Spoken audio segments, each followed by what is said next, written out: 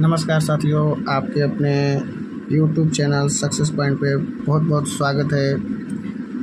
आज हम लोग देखने वाले हैं बिहार बोर्ड के मैथ का एक चैप्टर है समांतर श्रेणी, उसी का एक्सरसाइज है 5.1, उसी का क्वेश्चन नंबर 2 हम लोग आज देखने वाले हैं।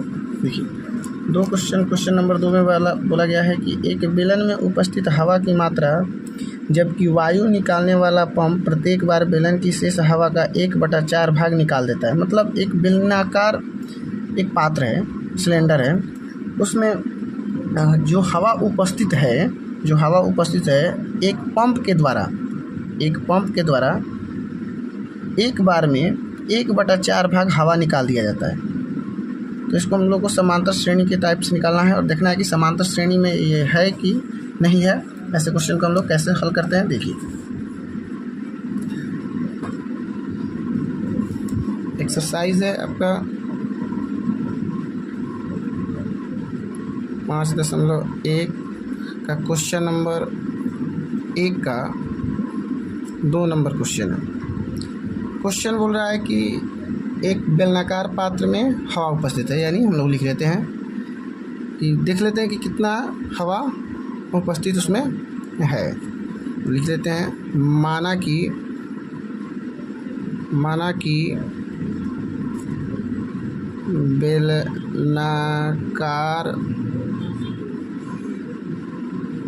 पात्र में उपस्थित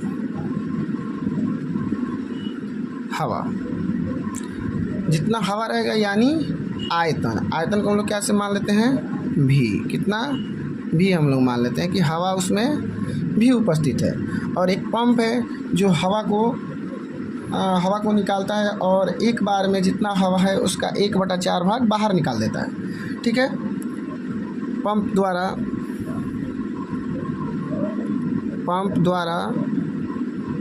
हवा का 1/4 भाग एक बार में निकाला जाता है।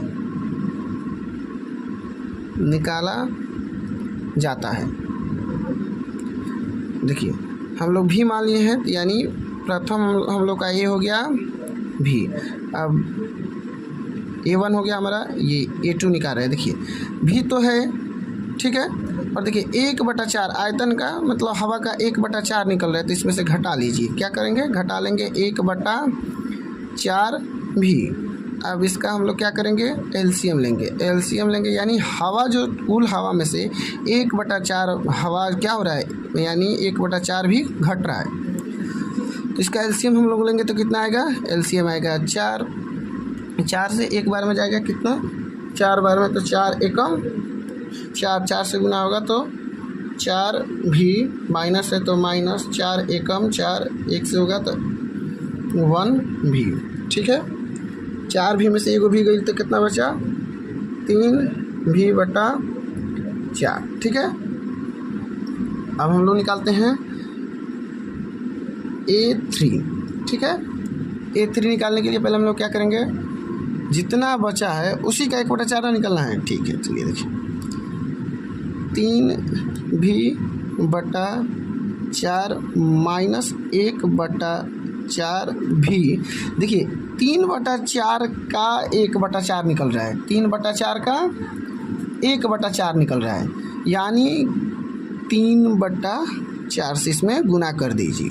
ठीक है, अब निकालिए। देखिए, अब हो गया 3V/4 माइनस 1 में 3 से गुना करेंगे तो 3V/4 चौका 16। ठीक है, चलिए आगे अगला स्टेप देखिए, 3V इसका एलसीएम लेंगे हम लोग तो कितना आएगा, 16।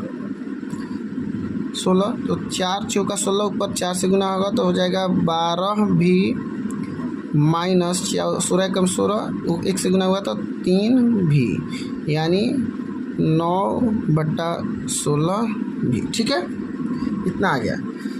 अब हम लोग देखते हैं, हम लोग का अनुक्रम देखिए क्या निकल गया। अनुक्रम हम लोग का हो गया अनुक्रम यानी श्रेणी हम लोग का मिल गया कौन सा, देखिए एक तो भी हम लोग माने हैं भी, दूसरा हम लोग का आया है 3/4 भी, और हम लोग का अगला आ गया है 9/16 भी। हम लोग आगे भी निकाल सकते हैं, लेकिन यहाँ हम लोग देखते हैं कि समांतर श्रेणी में है या नहीं। इसके लिए हम लोग को पहले डी निकालना पड़ेगा। डी निकाल के चेक करेंगे कि दोनों में डी समान है या नहीं। अगर समान है तो समांतर श्रेणी में है, और समान नहीं है तो समांतर श्रेणी में नहीं है। पहले हम डी निकालते हैं। डी निकालते हैं तो A2 माइनस A1, देखिए ये तो A1 हुआ और ये A2। चलिए घटाइए, 3/4 भी माइनस भी, इसके बट्टा में 1 लिख लीजिए, एलसीएम लीजिए, 4 आएगा। 3 भी माइनस 1 4 बार में जाएगा, ऊपर 4 से गुना होगा, 4 भी। 3 में से 4 गया यानी माइनस 1/4 भी आया। ठीक है, अब एक और डी निकालते हैं एक बार और हम। अब की बार देखिए, अब की बार A2 A1, अब की बार A3 minus A2, A3 minus A2। देखिए A3 का मान कितना है, 9/16 भी, 9/16 भी माइनस A2 का मान कितना है, A2 का मान है 3/4 भी। दोनों का एलसीएम लीजिए, एलसीएम लेंगे हम 16 आएगा। तो ये हो गया 9 भी माइनस 4 चौका 16 तो 12 भी। 9 में से 12 गया यानी माइनस 3 भी बट्टा 16। देखिए यहाँ दोनों भी अलग अलग भी डी का मान आया, ये भी अलग है और ये भी अलग है, इसलिए यह क्या अनुक्रम समांतर श्रेणी में नहीं है। इसलिए हम लोग लिख सकते हैं यह अनुक्रम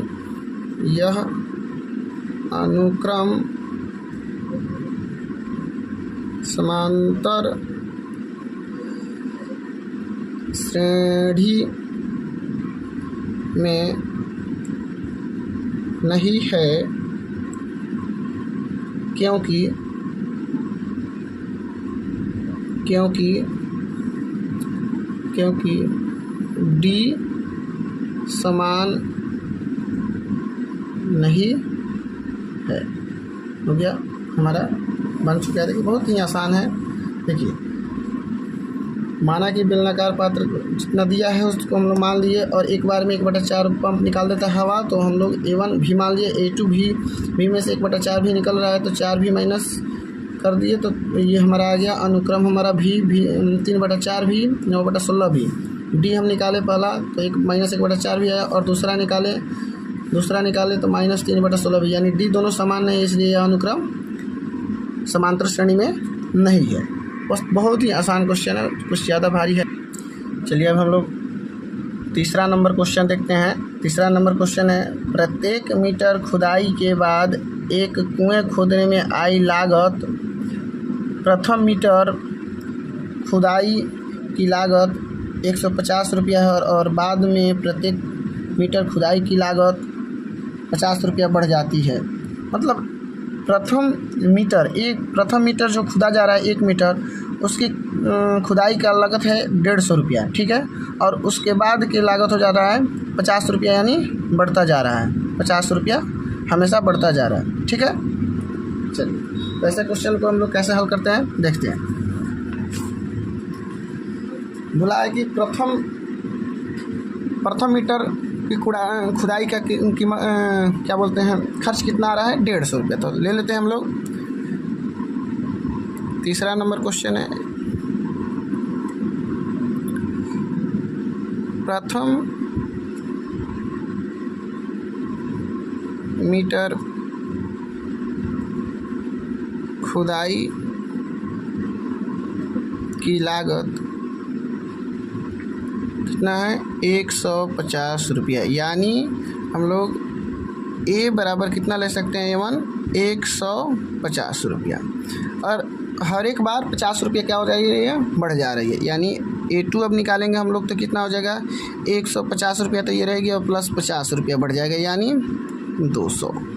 A3 ऐसे ही निकालेंगे हम लोग तो कितना हो जाएगा, 200 रुपया आ गई और 200 में 50 रुपया फिर बढ़ गई, यानी 250 रुपया।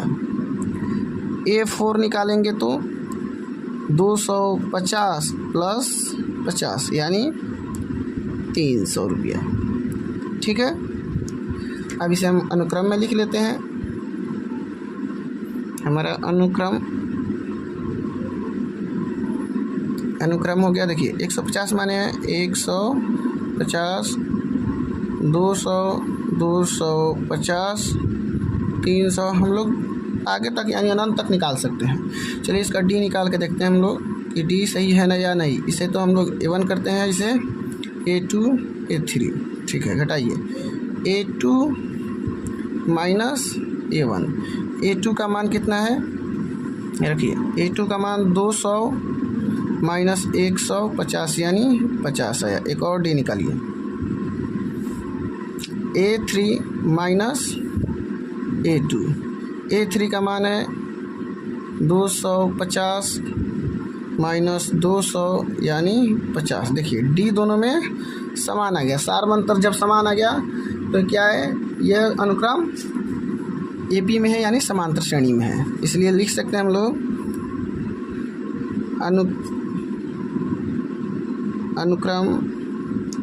अनुक्रम AP में है क्योंकि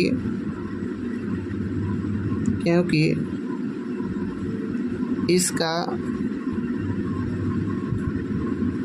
सार्व अंतर समान है। बहुत ही आसान क्वेश्चन है, आप लोग हल करना चाहें। अब हम लोग अगली क्वेश्चन देखेंगे। चलिए साथियों, अब हम लोग पहले क्वेश्चन का चौथा नंबर क्वेश्चन देखते हैं। एक नंबर क्वेश्चन का चौथा नंबर क्वेश्चन देखते हैं क्या दिया है। खाते में प्रत्येक वर्ष का मिश्र धन जबकि 10,000 रुपये की राशि 8% वार्षिक दर से चक्रवृद्धि ब्याज पर जमा की जाती है। यानी मिश्र धन निकालना है हर एक साल हम लोग को। तो हम लोग 8 क्लास में पढ़ चुके हैं चक्रवृद्धि ब्याज, तो हमको इतना तक पता होगा कि आप लोगों को याद होना चाहिए कि चक्रवृद्धि ब्याज का फार्मूला और जो दिया हुआ है उसको सब हम लोग पहले लिख सकते हैं और आगे फिर बनाना स्टार्ट करते हैं। 1 नंबर का 4 नंबर क्वेश्चन है। देखिए कह रहा है कि मूलधन कितना है। मूलधन हम लोग का दिया हुआ है यानी प्रिंसिपल 10,000 रुपया। ठीक है, रेट भी दिया हुआ है यानी दर भी दिया हुआ है। कितना दर दिया हुआ है हम लोग का 8%, और हर एक साल निकालना है, प्रत्येक साल का। ठीक है, हम लोग 3 साल तक, अधिकतम 3 साल तक निकाल लेंगे और उस हम लोग का काम चल जाएगा। ठीक है, हम लोग निकालना स्टार्ट करते हैं प्रथम साल का, यानी समय हम लोग ले लेते हैं T प्रथम साल 1 साल का। चलिए, तो हम लोग को पता है 8 क्लास में हम लोग पढ़े हैं A यानी अमाउंट मिश्रधन बराबर होता है P × 1 + R/100 के पावर T। ये तो फार्मूला सब किसी को पता होना चाहिए, 8 क्लास में पढ़े हुए हैं हम लोग। देखिए जो मान दिया है रखिए, 10,000 × 1 + R का मान 8/100 के पावर 1। ठीक है, ये हुआ 10,000। 4 से कटने वाला है, देखिए 25, ये हुआ 2, 25 से कम, 25 है 2, 27/25 का पावर 1। ठीक है, चलिए देखिए 10,000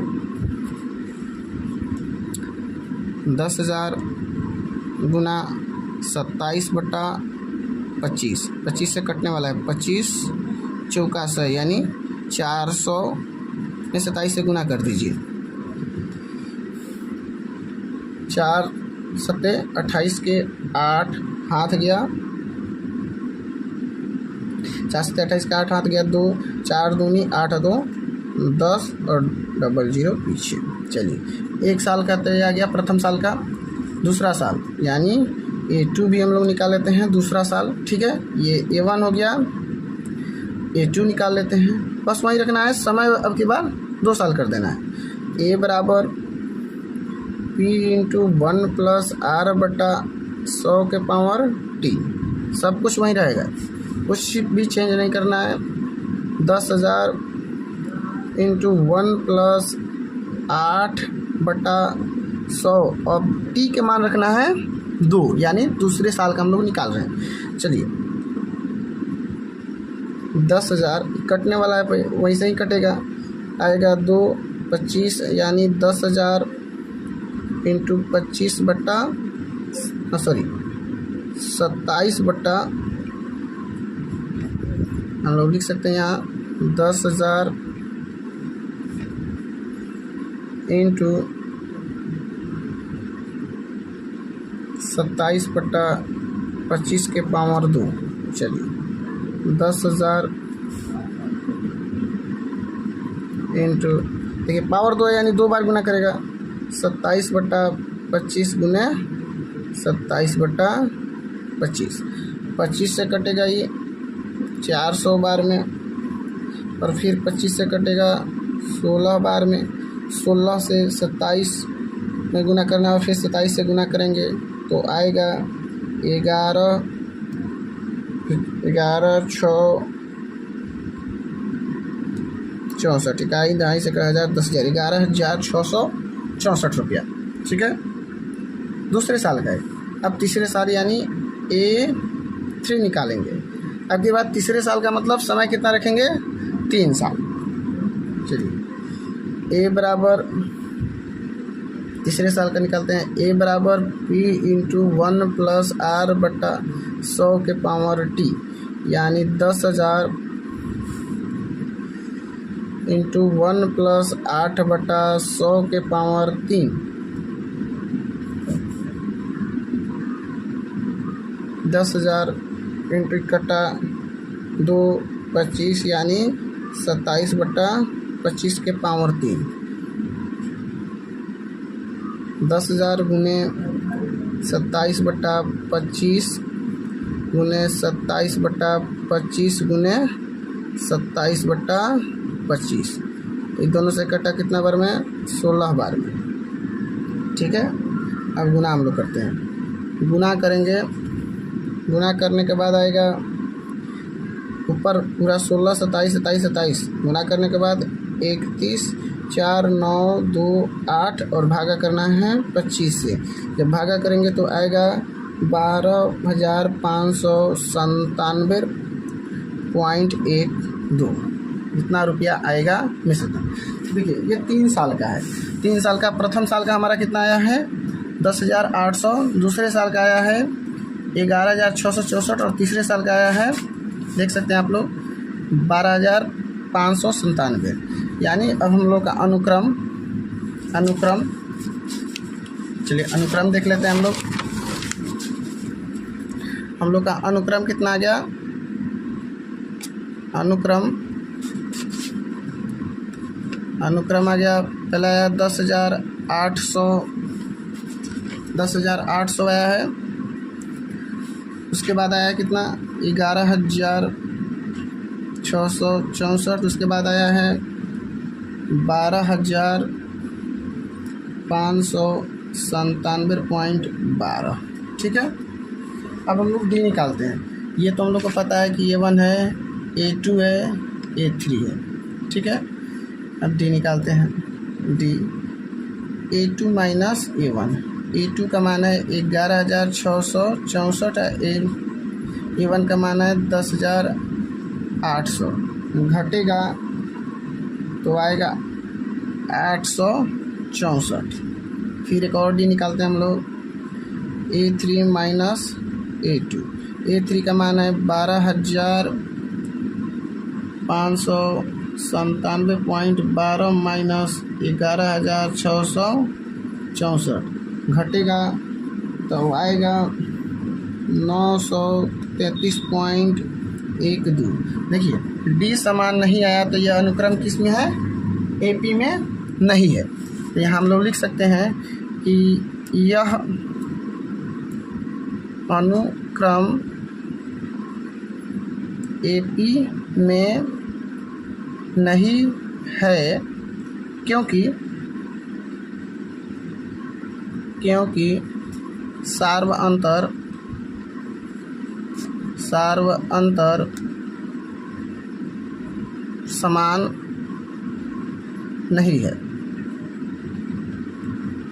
चलिए हम लोग का एक्सरसाइज 5.1 के 1 नंबर में 4 ठो क्वेश्चन था, चारों हम लोग हल कर चुके हैं। चलिए, अगर आपने अभी तक हमारे चैनल को सब्सक्राइब नहीं किए हैं तो कृपया कर लें, इससे आप लोग का कोई खर्च नहीं लगता है। धन्यवाद।